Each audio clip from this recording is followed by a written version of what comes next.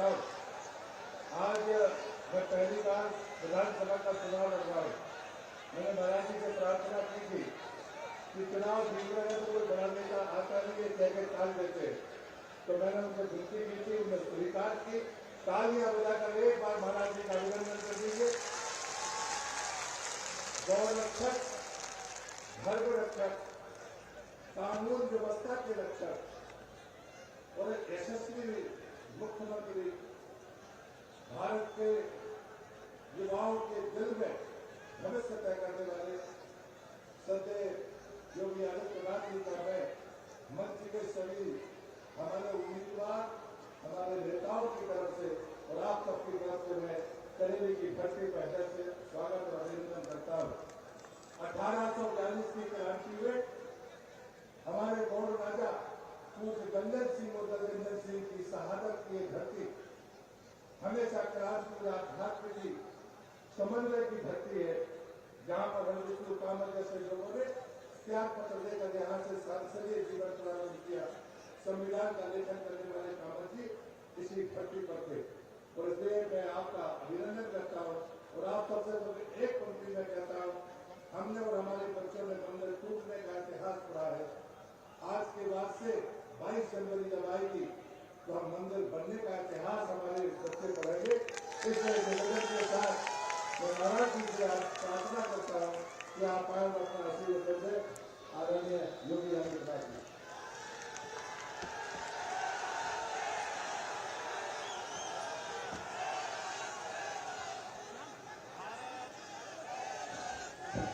भारत माता की, भारत माता की, भारत माता की, नरसिंह भगवान की, नरसिंह भगवान की, नर्मदे मैया की, नर्मदे मैया की, हर हर महादेव।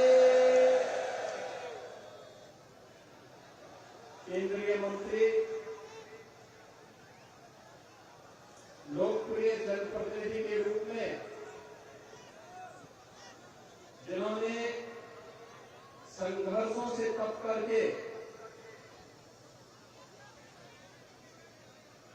देश की संसद और केंद्रीय मंत्रिमंडल के माध्यम से इस पूरी धरा को,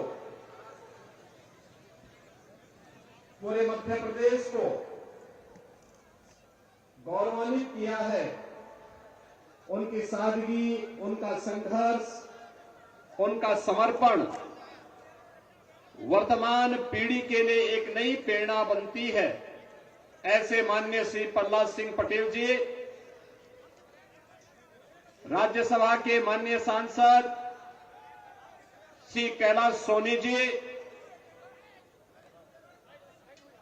गाडरवाड़ा से भारतीय जनता पार्टी के प्रत्याशी माननीय सांसद राव उदय प्रताप सिंह जी,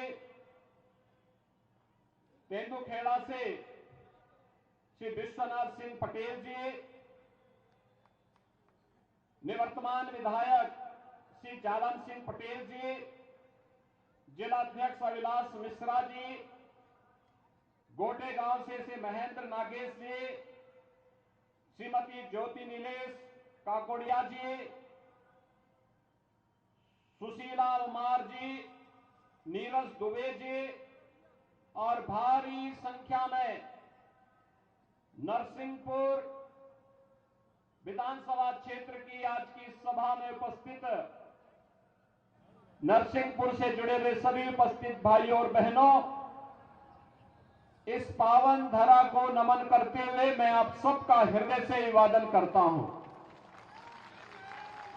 भाइयों बहनों, ये मेरा सौभाग्य है कि भगवान विष्णु के एक मानवीय अवतार प्रभु श्री राम की पावन धरा से आज मैं भगवान विष्णु के ही एक महत्वपूर्ण अवतार भगवान नरसिंह की इस पावन धरा पर मां नर्मदा के तट पर आप सबसे संवाद करने का मुझे सौभाग्य प्राप्त हुआ है।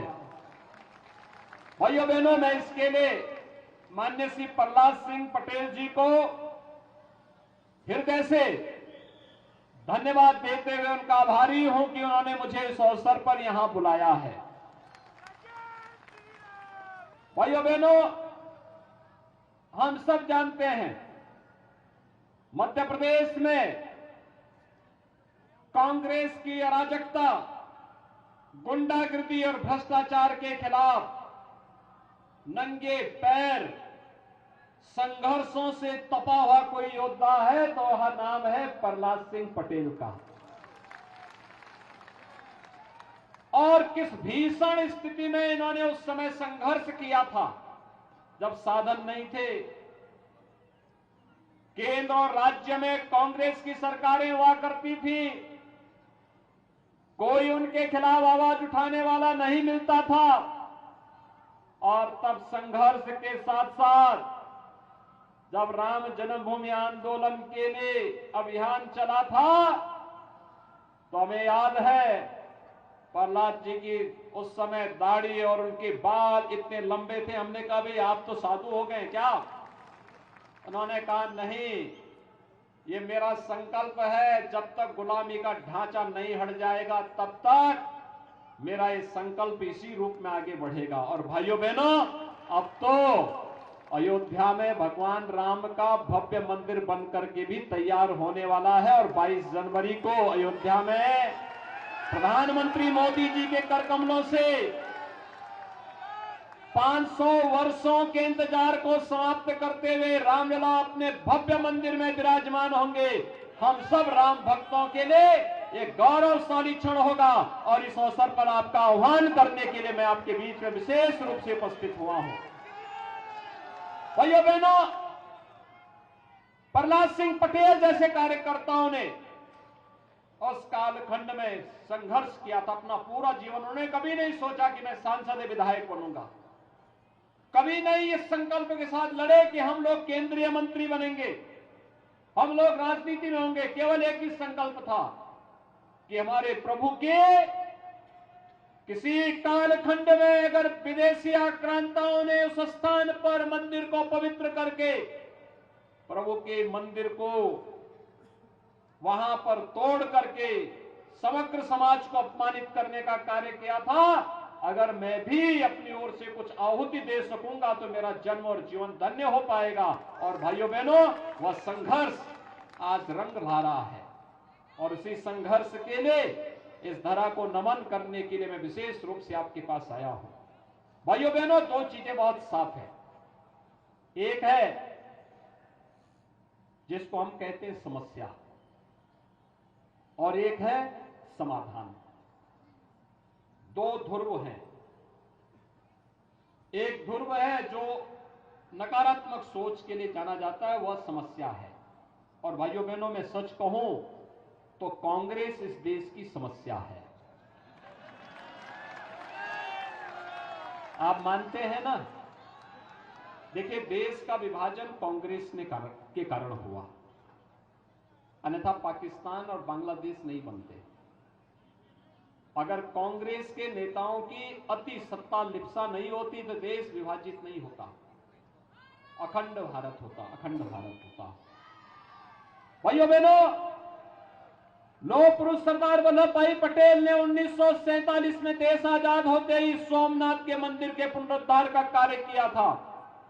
लेकिन कांग्रेस के उस समय के नेता, देश के प्रधानमंत्री जवाहरलाल नेहरू जी ने सोमनाथ मंदिर के पुनरुद्धार का विरोध किया था।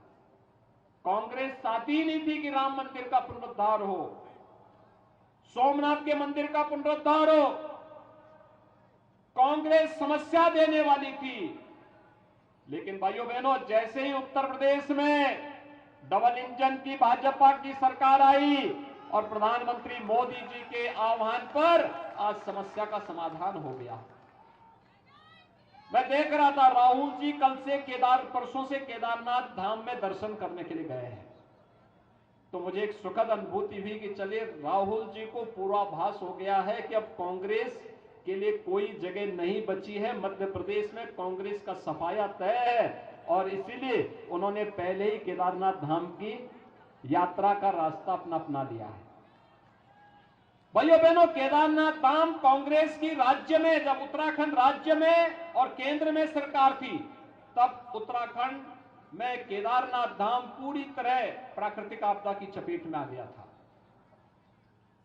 हम सब आभारी हैं प्रधानमंत्री मोदी जी के, जिन्होंने केदारनाथ को एक भव्य स्वरूप देकर के केदारपुरी के रूप में पुनर्स्थापित कर दिया है। महाकाल का महालोक आज शिवराज सिंह चौहान जी के नेतृत्व में मध्य प्रदेश में एक नई अनुभूति करा रहा है।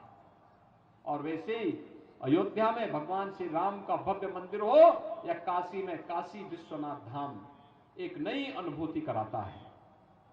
भाइयों बहनों, विकास की योजनाओं के बारे में अगर आप देखेंगे, इंफ्रास्ट्रक्चर के जो कार्य हो रहे हैं, highway, railway, airport, AIIMS, IIT, IIM, नए नए संस्थान बन रहे हैं और पर्यटन की दृष्टि से जिस प्रकार के विकास के कार्यों को एक नई ऊंचाइयों तक पहुंचाने का कार्य हुआ, नई तेजी के साथ आगे बढ़ाने का काम हुआ। प्रहलाद जी जब केंद्र सरकार में पर्यटन और संस्कृति मंत्रालय देख रहे थे, उस दौरान उन्होंने देश के अंदर हर प्राचीन धार्मिक स्थलों को एक नया स्वरूप देने का बड़ा अभियान प्रारंभ किया था और कोई प्रमुख धार्मिक स्थल ऐसा नहीं था जिसके लिए उन्होंने उस समय धनराशि देकर के अपनी विरासत को सम्मानित करने का कार्य और गौरवान्वित करने का कार्य ने किया हो। भाइयों बहनों, एक लोगों के मन में एक लालसा होती है, यह कार्य 1947 में भी हो सकता था, उसके बाद बनी हुई कांग्रेसियों की विभिन्न सरकारों में भी हो सकता था, उन्होंने नहीं किया। और भाइयों बहनों, गरीब कल्याणकारी योजनाओं की बात आप लेंगे, जो आज हर घर में शौचालय बन गए हैं। केंद्र और राज्य में कांग्रेस की सरकारें लंबे समय तक कार्य किए, यह कार्य कांग्रेस भी कर सकती थी। हर घर को आवास दे सकती थी, हर गरीब को आवास दे सकती थी, हर घर में बिजली के कनेक्शन दे सकती थी, हर गरीब परिवार को स्वास्थ्य सुविधा का लाभ दे सकती थी, हर गरीब को उज्ज्वला योजना का कनेक्शन दे सकती थी। लेकिन कांग्रेस का कभी एजेंडा विकास नहीं था, लोक कल्याण नहीं था, एक परिवार का कल्याण था। और इससे बाहर कभी नहीं निकल पाए। और भाइयों बहनों, आज इसीलिए हम सब आपके बीच आए हैं। भारतीय जनता पार्टी ने जो कहा वो करके दिखाया, समाधान किया, और समाधान को निकाल करके आपके बीच में लाने का कार्य अगर किसी पार्टी ने किया है, वह भारतीय जनता पार्टी ने किया है। चाहे वह देश की सुरक्षा का हो, देश की समृद्धि का हो, लोक कल्याण का हो, युवाओं के रोजगार का हो, चाहे वह पेयजल की समस्या का समाधान का हो, चाहे खेती की समस्या का समाधान का हो, चाहे वह प्रधानमंत्री किसान सम्मान निधि की योजना के माध्यम से हर किसान को सम्मानित करने का कार्य हो, ये सभी कार्य तो भारतीय जनता पार्टी ने, प्रधानमंत्री मोदी जी ने किया। और भाइयों बहनों, इसीलिए हम सबका एक संकल्प होना चाहिए। आप देखिए ना, भारतीय जनता पार्टी ने विधानसभा चुनाव की दृष्टि से मध्य प्रदेश में किसी भी प्रकार का कोई कंफ्यूजन दूर हो सके, केंद्रीय मंत्रियों को भी विधानसभा के चुनाव में उतार करके जनता से कहा है, आप चिंता मत करिए, आपके साथ हमारे एक एक कार्यकर्ता खड़ा होकर के जनता के साथ हमेशा उनके सुख दुख में खड़ा होकर के कार्य कर देगा। और भाइयों बहनों, उसी में श्री प्रहलाद सिंह पटेल जी भी नरसिंहपुर से आपके प्रत्याशी के रूप में आपके बीच में है। जनता के बीच में जो उत्साह है, मैं भी हेलीपैड से आ रहा हूं, जगह जगह पर हजारों की भीड़ खड़ी है, हजारों की भीड़ खड़ी है। ये भीड़ इस बात की साक्षी है, ये भीड़ इस बात की साक्षी है कि प्रहलाद जी को तो पहले से वे नेता मानते हैं, उनके साथ उनके संघर्षों में वे लगातार कार्य करने के लिए तैयार हैं। बस एक आह्वान की आवश्यकता है। और भाइयों बहनों, उसी आह्वान के लिए मैं आया हूं, क्योंकि प्रहलाद जी तो इंतजार कर रहे होंगे 22 जनवरी की, और मैं आपको आह्वान करूंगा, प्रहलाद जी को इतने भारी बहुमत से विजयी बनाइए कि वो आप लोगों को लेकर के भी अयोध्या पहुंचे 22 जनवरी के बाद। भाइयों बहनों, मैं आप सबसे ये अपील करूंगा, यहां पर हमारे राव उदय प्रताप सिंह जी भी है, गाडरवारा से प्रत्याशी हैं, श्री विश्वनाथ सिंह पटेल जी भी है तेंदुखेड़ा से। इन सभी प्रत्याशियों के लिए भी, और महेंद्र नागेश जी भी हैं गोटे गांव से। ये सभी हमारे प्रत्याशी आज यहां पर खड़े हैं।